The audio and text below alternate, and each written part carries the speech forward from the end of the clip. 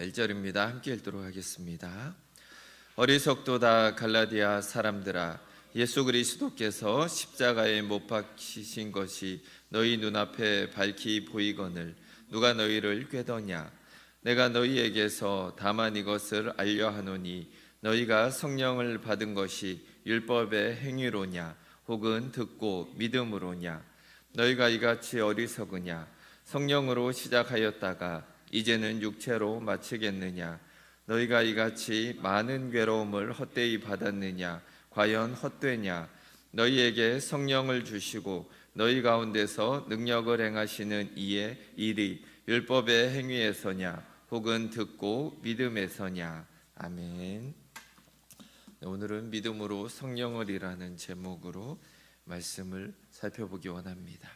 오늘 본문은 갈라디아서의 두 번째 부분이 시작되는 그런 부분입니다.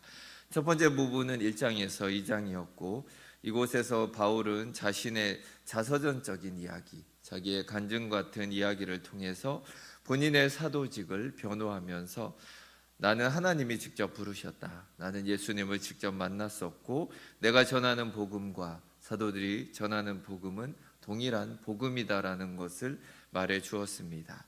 오늘 두 번째 부분은 3장과 4장으로 사도 바울이 칭의의 교리에 대해서 상세하게 논증하는 교리적인 부분이 여기에 해당이 됩니다.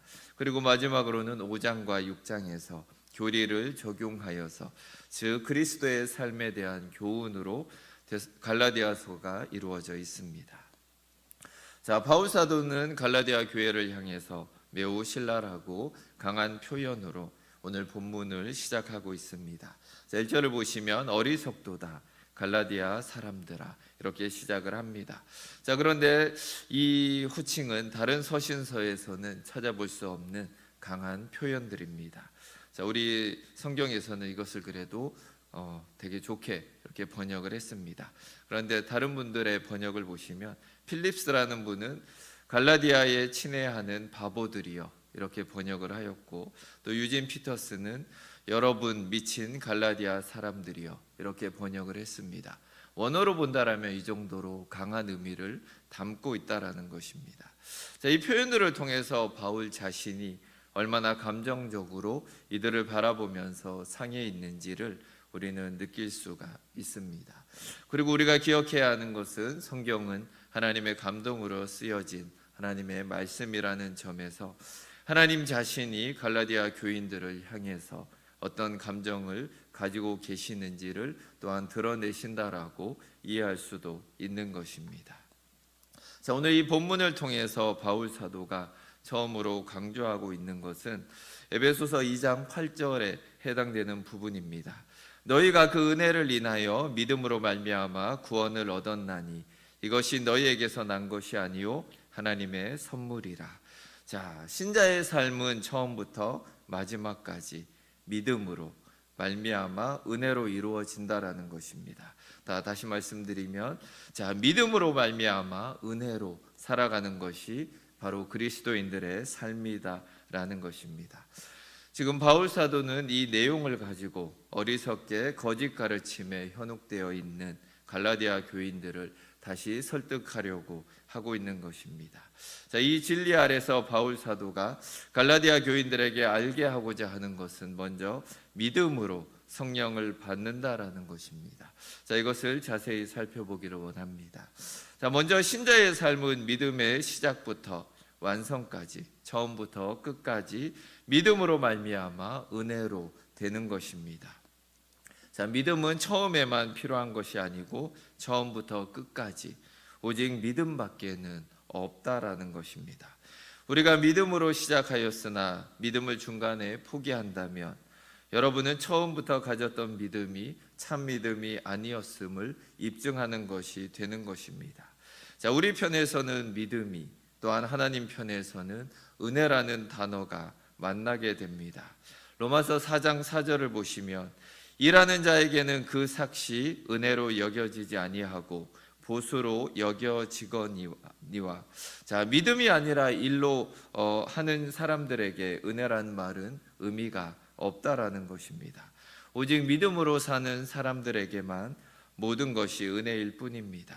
자, 이 진리를 이해하는 것이 바로 복음을 이해하는 것이고, 또한 이 복음을 믿는 것이 구원을 얻는 믿음이며, 또한 이 복음을 믿을 때 우리는 성령을 받게 되는 것입니다. 자, 오늘 본문 2절에서 바울 사도가 말씀하는 듣고 믿음으로냐라는 말은 매우 중요한 표현입니다. 로마서 10장 17절을 보시면 그러므로 믿음은 들음에서 나며 들음은 그리스도의 말씀으로 말미암았느니라, 이렇게 기록되고 있습니다. 그들이 바울이 전하는 복음을 믿음으로 들었다라는 말입니다. 그들은 그리스도의 복음을 들었고 그 들음은 믿음을 가져왔습니다. 자, 이것은 우리가 평생 잊지 말아야 할 내용입니다. 신자의 삶은 처음부터 끝까지 믿음으로 말미암아 은혜로 이루어진다라는 것을 기억해야 하는 것입니다. 자, 이제 1절에서 바울 사도는 누가 너희를 꾀었느냐 이렇게 묻고 있습니다. 자, 바울 사도가 몰라서 이렇게 묻는 것이 아닙니다.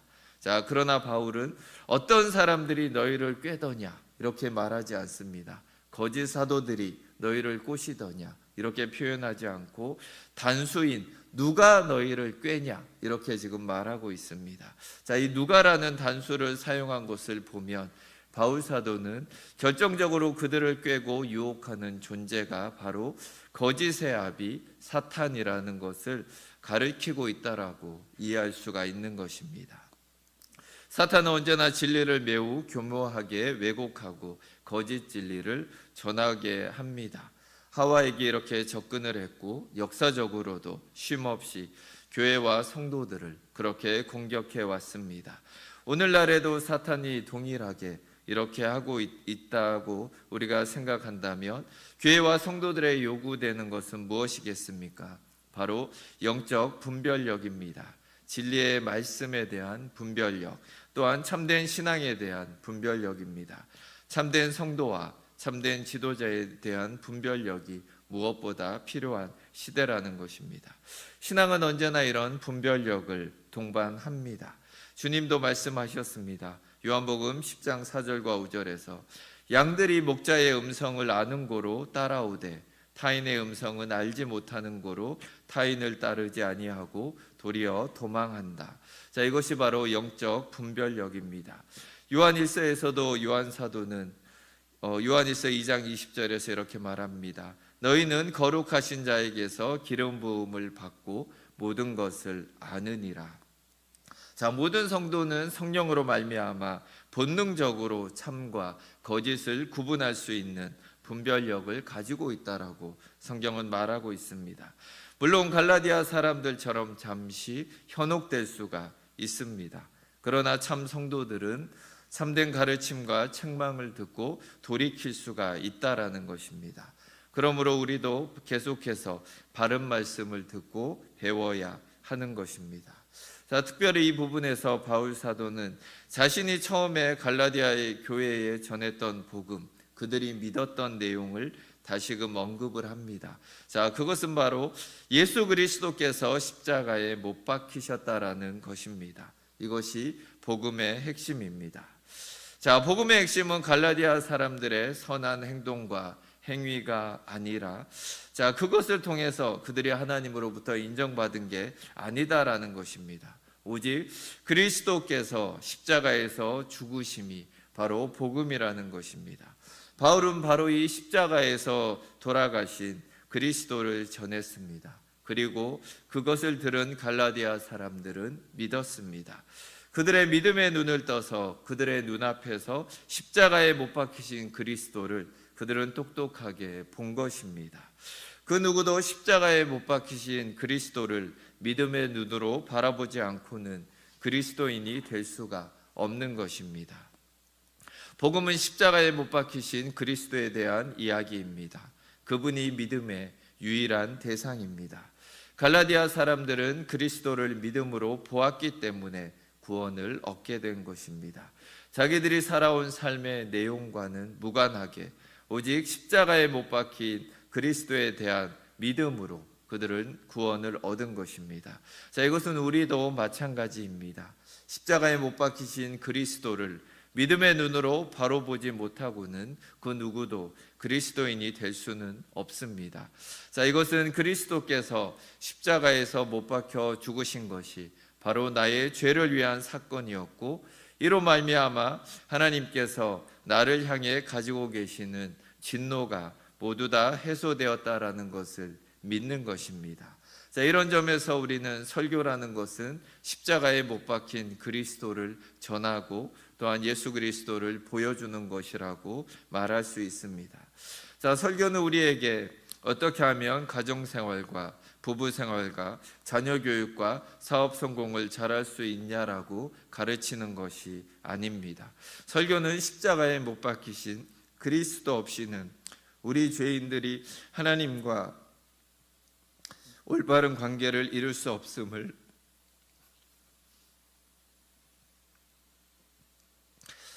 언제나 선포하는 것입니다. 바울 사도는 지금 그것을 설교했고, 갈라디아 교인들은 믿음의 눈으로 그리스도 십자가에 못 박히신 분을 보았고 또한 믿었던 것입니다. 자, 그런데 눈앞에서 십자가에 못 박힌 그리스도를 보고서도 이렇게 그리스도를 떠나서 구원의 근거를 자신들의 행위에서 찾으려고 하는 것이 어떻게 가능한 일이냐고 바울은 반문하고 있는 것입니다. 그렇기 때문에 그들은 어리석기에 짝이 없는 사람들이었습니다. 바울 사도는 본격적으로 갈라디아 교인들에게 질문을 합니다. 너희가 성령을 받은 것은 율법의 행위로냐 아니면 듣고 믿음으로냐? 자, 이 질문 속에는 갈라디아 바울 자신이 지금 갈라디아 교인들에게 말할 때 그들이 이미 믿고 성령을 받은 사람들이다라는 것을 인정하고 있다라는 것입니다. 자, 갈라디아 교인들은 비록 지금 잘못된 가르침에 빠져 있지만 예수 그리스도를 분명하게 믿고 거듭난 사람들이었습니다. 자, 제일 먼저 짚고 넘어갈 것은 여기서 바울 사도가 성령을 받았다라고 말할 때 그것은 그들이 거듭난 사람들이라는 다른 표현이라는 것을 기억해야 하는 것입니다. 더 정확하게 말하면 그들은 믿음으로 의롭다함을 받은 사람들입니다. 그들은 하나님의 자녀가 된 사람들이다라는 것입니다. 자, 모든 그리스도인들은 성령을 받은 사람들입니다. 성령을 받지 않고 우리가 그리스도인이 될 수가 없습니다. 자, 어떤 사람들은 예수 그리스도를 믿은 후에 그 다음에 특별한 체험으로 오게 되는 것이 성령 받는 것이다라고 가르치는 사람들이 있습니다. 자, 그러나 이것은 성경에서 벗어난 가르침입니다. 자, 여기서 바울이 제시하는 질문을 보면 성령을 받을 수 있는 두 가지 가능성을 생각할 수가 있습니다. 자, 하나는 오답이고 하나는 정답입니다. 율법의 행위를 통해서인가 아니면 듣고 믿음으로 받는가 이렇게 묻고 있습니다. 자, 여기서 우리가 생각해야 하는 중요한 부분이 바로 있습니다. 이것들은 바울 사도가 갈라디아 교인들에게 알게 하고자 했던 것들입니다. 자, 성령을 받는 것은 그리스도인이 각자 영적으로 무엇인가를 성취했을 때 하나님으로부터 보상으로 주어지는 것이 아니다라는 것입니다. 이것이 바로 율법의 행위가 의미하는 바입니다. 율법의 행함으로써 그 보상으로 성령을 주시는 것이 아니다라는 것입니다. 자, 이렇게 생각하는 이들은 그리스도인을 두 종류로 나누는 셈이 됩니다. 성령을 받은 그리스도인과 성령을 받지 못한 그리스도인이 있다라고 말하는 꼴이 되는 것입니다. 자, 그러나 성경 어디에서도 우리는 성령을 받지 못한 그리스도인의 존재를 찾아볼 수가 없는 것입니다. 그리스도인은 모두가 성령을 받은 사람들입니다. 그리스도인 안에는 성령님이 내주하고 계십니다. 자, 이 사실을 처음 믿을 때는 잘 모를 수도 있습니다. 그러나 믿는 자는 자기 안에 성령이 계신 것을 자각하게 됩니다. 성령을 받지 못하고는 우리가 기도할 수도 없습니다. 또한 성령이 아니고는 하나님을 아버지라고 부를 수도 없다라고 바울 사도는 말하고 있습니다. 로마서 8장 15절과 16절을 보시면 너희는 다시 무서워하는 종의 영을 받지 아니하였고 양자의 영을 받았으므로 아바 아버지라 부르짖느니라. 성령이 친히 우리 영으로 더불어 우리가 하나님의 자녀인 것을 증거하시나니. 자, 성령을 주시는 것은 하나님께서 자기를 사랑하는 자녀들에게 하고자 하시는 일이다라는 것입니다. 자, 오늘 본문 또한 5절은 너희에게 성령을 주시고라고 말하고 있습니다. 바로 하나님 아버지의 사역을 그렇게 표현한 것입니다. 자, 그렇다면 우리가 언제 성령을 받게 되는가 하면 바로 믿을 때입니다. 믿음으로써 의롭다함을 받는 것과 마찬가지로 믿음으로써 우리는 성령을 받게 되는 것입니다. 받는다라는 표현은 본질적으로 수동적인 표현입니다. 자, 우리가 일을 해서 율법을 준수해서 할례를 받아서 성령을 얻게 된다라는 것이 아닙니다. 자, 우리의 행위에 근거를 둔 것이 아니라 그리스도의 성취하심에 근거를 두고 있는 것입니다. 그리스도께서 십자가에서 죽으시고 무덤에서 부활하심으로 우리의 구원을 위해서 완전하게 조금도 부족함이 없이 이루신 일을 믿는 사람이 성령을 받을 수 있다라는 것입니다. 구원이 믿음으로 말미암아 은혜로 거저 주시는 것이라면 성령을 받는 것 또한 동일하다라는 것을 우리는 기억해야 합니다. 자, 때로는 우리가 이런 얘기를 들을 때가 있습니다. 성령을 체험하고 싶은데 어떤 방법이 있습니까? 때로는 성령 받는 비결이라는 이런저런 책들도 나와 있는 것을 보게 됩니다. 하나님을 알려면 어떻게 하면 됩니까? 자, 우리가 어떤 방법 속에 하나님을 묶을 수가 있다라면 우리는 하나님을 잘못 이해하고 있는 것입니다. 하나님은 인격이십니다. 하나님께서는 하나님 자신을 만나고 알고자 하는 사람들에게 오직 한 가지 길만을 주셨습니다. 성령 하나님을 체험한다라고 하는 말도 같은 것입니다. 오직 하나의 길밖에 없습니다. 바로 그것은 하나님을 알고 성령을 체험하는 길이 하나님을 신뢰하는 관계 속으로 들어가는 것밖에 없다라는 것입니다. 하나님을 아는 길은 오직 믿고 따르기로 우리가 결정하고 그분을 따라갈 때 우리는 하나님을 알 수가 있는 것입니다. 자, 이것을 신뢰하는 관계라고 표현할 수가 있습니다. 자, 바로 이것은 신앙이나 믿음이라는 것이 본질적으로 관계로만 정의될 수 있는 말이기 때문입니다.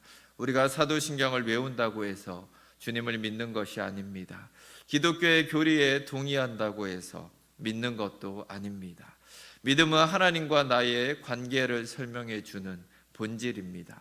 내가 하나님을 신뢰한다는 것입니다. 자, 신뢰한다라는 것, 믿는다라는 것은 반드시 삶의 태도에서 드러나고 또한 변화를 보이게 됩니다.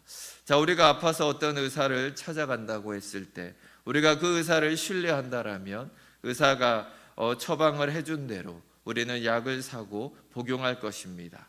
그런데 우리가 그 의사를 신뢰하지 않는다라면 돌팔이라고 욕을 하며 다른 의사를 찾아갈 것입니다. 자, 바로 이렇게 신뢰한다라면 그거에 따르는 행위가 우리 가운데 나타날 것입니다. 자, 그 신뢰가 순종을 통해서 드러날 때 우리는 보다 깊은 신뢰의 관계로 들어가는 경험을 하게 될 것입니다. 자, 정리를 하며 하나님을 알고 성령을 체험하는 유일한 길은 바로 하나님을 믿는 것입니다. 자, 그럼 우리는 이런 질문을 또한 하게 됩니다. 그럼 믿음이 먼저입니까? 아니면 성령을 받는 것이 먼저입니까? 자, 2절 말씀을 보면 하나님의 말씀을 듣고서 믿음으로 반응함으로 성령을 받게 되었다, 이렇게 말하고 있습니다. 그러나 따지고 보면 우리가 하나님을 믿는다라는 것은 성령의 역사가 선행되지 않으면 또한 있을 수 없는 일이기도 합니다. 바울의 2차 전도 여행 때 빌립보에서 처음으로 예수를 믿었던 루디아의 이 내용을 보면 사도행전 16장 14절에서 주께서 그 마음을 열어 바울의 말을 청종하게 하신지라. 자, 성령님이 먼저 죄인의 마음을 열어서 그리스도를 처음으로 믿게 하실 때 분명 성령님이 일하심이 믿음보다 선행하는 것이 사실입니다. 그러나 성령님의 사역은 죄인이 실제로 믿을 때까지는 온전하고 확실하게 그 사람의 내면에서 의식할 수 있도록 나타나지는 않는다라는 것입니다. 그가 비로소 예수님을 믿은 후에야 그가 자기 속에 내주하는 성령님의 존재를 인식하게 되고 하나님을 아버지라고 부르며 기도하고 그 속에서 성령님의 역사를 인식하게 되고 성령님의 열매가 자기의 성품 속에 맺혀져 가는 것을 경험하게 되는 것입니다. 자, 그러므로 우리는 일반적으로 믿음으로 성령을 받는다라고 말하고 믿음이 성령 받음에 선행된다라고 말할 수가 있는 것입니다. 자, 바울 사도는 여기서 더 나아가서 어떻게 성령을 받느냐 하는 출발점의 문제만이 아니라 어떻게 마치는가 하는 문제도 말하고 있습니다. 갈라디아 교인들은 믿었을 때 성령을 받음으로 제대로 시작을 하였습니다. 그러나 그들은 이제 거짓 교사들의 가르침을 따라 율법을 행하고 할례를 받고자 함으로써 성령이 아닌 육체로 마치고자 하는 것입니다. 바울 사도는 빌립보 교회에도 이렇게 말한 적이 있습니다. 빌립보서 1장 6절을 보시면 너희 속에 착한 일을 시작하신 이가 그리스도 예수의 날까지 이루실 줄을 우리가 확신하노라. 자, 이루시는 분, 완성하는 분은 처음에 그 구원을 시작하신 하나님이십니다. 자, 3절에서 육체라는 표현은 할례의 개념과 관계가 있습니다. 왜냐하면 할례를 육체에 하기 때문입니다. 자, 그러나 육체가 의미하는 것은 성령과 구별되는 개념으로 온갖 약함과 죄악 가운데 있는 인간의 본성을 말한다고 볼 수가 있습니다. 자, 그것은 자기 의를 추구하는 죄성입니다. 구원의 근거를 자기 안에서 찾고자 하는 그런 성향을 말하는 것입니다. 갈라디아 사람들은 잘 시작했다가 이제 율법으로 돌아가려고 하고 있습니다. 자, 그러나 그리스도인의 삶은 철저하게 성령으로 시작해서 성령으로 끝나야 하는 것임을 명심해야 하는 것입니다. 자, 또 여기에 성화에 대한 오해가 있을 수 있습니다. 자, 우리가 분명히 해야 되는 부분은 성화와 칭의의 관계입니다. 자, 3절 말씀을 보면 성화에 대한 말씀을 하는 것 같습니다. 자, 분명히 성화는 칭의를 따라오는 것입니다. 그러나 성화가 칭의를 따라온다고 해서 칭의를 과거의 사건으로 남는 것은 결코 아닙니다. 자, 칭의, 그러니까 하나님으로 믿음으로 의롭게 우리가 받는 것은 기독교를 입문할 때 통과하는 그런 통과 의례로 이해하는 사람들이 존재합니다. 그러나 칭의는 처음부터 마지막까지 우리 신자로서의 삶을 지배하는 구원이라는 것을 기억해야 합니다. 자, 우리는 언제라도 하나님 앞에 우리 자신의 의로는 설 수 없는 그런 존재들입니다. 구원받은 후에도 우리는 오직 은혜로 인하여 믿음으로 말미암아 하나님 앞에 의로운 관계로 설 수 있을 뿐입니다. 한 번이자 또한 영원히 우리는 예수 그리스도를 믿음으로써 그의 의를 전가받음으로써만 하나님 앞에 설 수 있는 사람들입니다. 하나님 앞에 의롭게 인정받고 그분 앞에 서기 위해서 우리의 순종을, 우리의 행위를 사용할 수 없다라는 것입니다. 우리를 하나님 앞에서 의롭다함을 얻게 하는 것은 처음부터 끝까지 믿음이고 믿음으로써 값없이 주어지는 그리스도 예수의 의로우심을 우리는 기억해야 하는 것입니다. 자, 오늘 본문을 통해서 우리가 생각하고 또 적용해 볼 부분을 살펴보기 원합니다. 자, 믿음으로 의롭다 여김을 받는다라는 복음을 오늘 바울 사도는 믿음으로 말미암아 성령을 받는다라고 설명을 해주고 있습니다. 자, 이 복음의 진리를 주장하는 것은 때로는 우리에게 고난을 가져올 수가 있습니다. 바울 사도는 이 복음을 전하면서 수많은 고난을 받았습니다. 바울 사도가 만일 복음의 진리를 조금이라도 타협할 수 있었다면 자, 그는 고난을 당해야 할 이유가 없었을지도 모릅니다. 그는 특히 갈라디아 지방에서 복음을 전할 때 수많은 고난을 직접 경험했습니다. 루스드라에서는 특히 돌에 맞아서 죽게 될 정도의 고난을 경험하였습니다. 갈라디아 교인들은 바울 사도가 당한 고난을 누구보다 잘 알고 있었을 뿐 아니라 그 고난이 바로 이 이신칭의의 복음을 전했기 때문이라는 것을 알고 있었습니다. 자, 이 고난은 비록 바울 혼자만의 것이 아니었을 것입니다. 처음에 갈라디아에서 예수 그리스도를 믿고 또한 성령을 받은 사람들도 바울 사도와 함께 고난을 받아야 했던 사람들이 적지 않았을 것입니다. 그래서 4절에서 너희가 이같이 많은 괴로움을 헛되이 받았느냐 이렇게 질문을 하는 것입니다. 분명 그들도 이 복음 때문에 많은 고난을, 괴로움을 경험했었다라는 것입니다. 너희가 그 복음 때문에 그렇게 고난을 받았는데 어떻게 이렇게 속히 떠나서 거짓된 교훈에 휘말릴 수가 있느냐라고 묻고 있는 것입니다. 고난을 헛되이 받았구나 이렇게 말하고 있는 것입니다. 자, 오늘날 우리의 상황도 크게 다르지는 않습니다. 사람들은 언제나 육체의 본성으로 듣기 좋아하는 이야기, 들어서 세상살이에 유익한 이야기들, 또한 세상에 눌리고 상한 자존심을 회복할 수 있는 메시지를 듣는 것을 좋아합니다. 자, 그러나 성경은 그런 것을 복음이라고 말하지 않습니다. 자, 교회는 세상을 향해서 그런 이야기를 들려주기 위해서 부름받지 않았습니다. 자, 우리가 받은 것은 오직 바울 사도 자신이 받았고 전했던 그 복음의 진리밖에 없다라는 것을 기억해야 합니다. 오직 하나의 복음만을 우리는 전할 수 있는 것입니다. 자, 하나님과 올바른 관계 속에 들어갈 수 있다면 또한 그로 말미암아 성령을 받게 되어서 하나님을 아버지라고 부르고 기도하며 또한 성령의 역사를 체험할 수 있다라면 이보다 더 복된 일은 우리에게 없을 것입니다.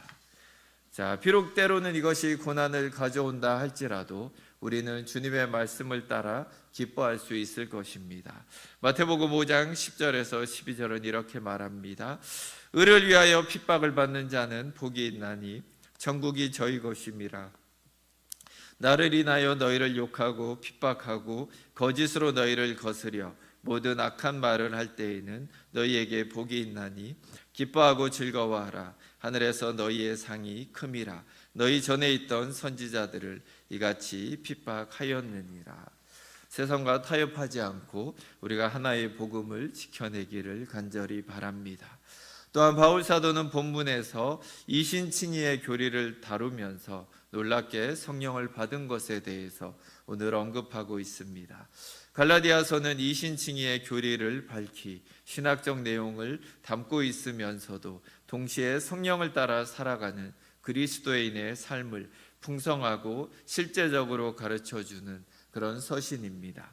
자, 우리는 때로 교리와 체험을 나누고 신학과 삶을 분리하려는 그런 습관이 있습니다. 그러나 이것은 잘못된 모습입니다. 교리와 체험은 함께 가야 하고 신학과 삶도 언제나 함께 가야 하는 것입니다. 그래서 우리는 이렇게 말할 수 있습니다.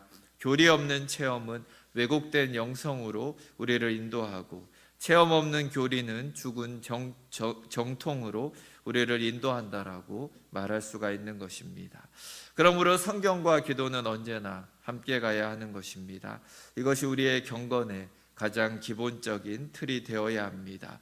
이렇게 균형이 잡힌 삶을 살아가시기를 바랍니다. 자, 마지막으로 우리가 십자가에 못 박힌 그리스도를 바라보기 원합니다. 처음에는 우리가 은혜로 인해서 믿음으로 말미암아 우리의 눈앞에 십자가에 달려 죽으신 예수 그리스도의 모습을 밝히 보았습니다. 그러나 시간이 지나면서 점차 잊혀지고 은혜가 없는 삶을 살아가고 있지 않은지 우리가 돌아볼 필요가 있습니다. 구원을 얻고 감격하고 구속의 은혜를 찬양했었지만 시간이 흘러가면서 다른 사람들과 나의 모습을 비교하고 교회 안에서 나의 자리를 차지하려고 하고 무엇인가 나의 공적을 쌓아가는 것에 더 관심을 두기 시작하는 그런 모습이 있다라면 우리의 모습을 돌아볼 필요가 있습니다. 자, 이것은 남에게서 찾는 것이 아니라 바로 우리 자신의 모습 가운데 보게 되는 것입니다. 바울 사도는 이것을 바라보며 성령으로 시작하였다가 육체로 마치는 것이 아니냐라고 경고하고 있는 것입니다. 자, 우리의 눈앞에서 십자가에 못 박히신 그리스도가 밝히 보이지 않는 순간에 우리는 언제나 그런 모습이 될 수 있는 것입니다. 그러나 십자가에 못 박히신 그리스도 예수를 우리가 밝히 보고 살아간다면 결코 육체로 돌아가는 일, 육체로 마치고자 하는 일은 우리의 삶 가운데 없을 것입니다. 우리가 서야 하는 곳은 오직 예수 그리스도께서 십자가에 못 박히신 그 자리밖에 없는 것입니다. 우리가 처음 믿을 때에도 그랬고 또한 인생의 마지막 순간 죽음을 맞이할 때에도 그럴 것입니다. 만세반석 열린 곳에 내가 들어갑니다라고 고백할 수 있을 것입니다.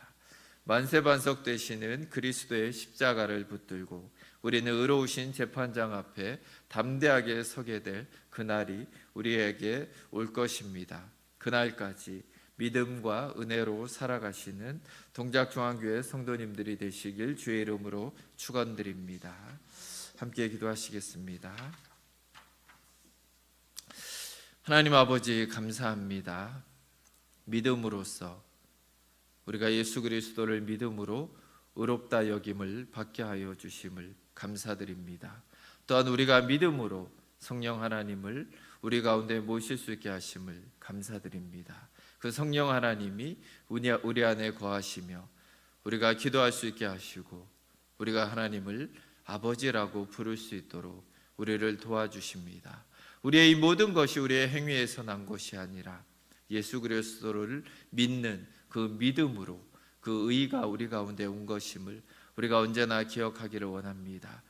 우리가 언제나 우리의 마음 한구석에 예수 그리스도의 십자가에 못 박히신 것을 기억하며 살아가기 원합니다. 매일매일 삶 속에서 십자가에서 못 박히시고 죽으셨던 그 예수님을 기억하면서 겸손하게 은혜로 살아가는 우리 모든 성도님들이 되게 하여 주시옵소서. 감사드리며 주 예수 그리스도 이름으로 기도드립니다. 아멘.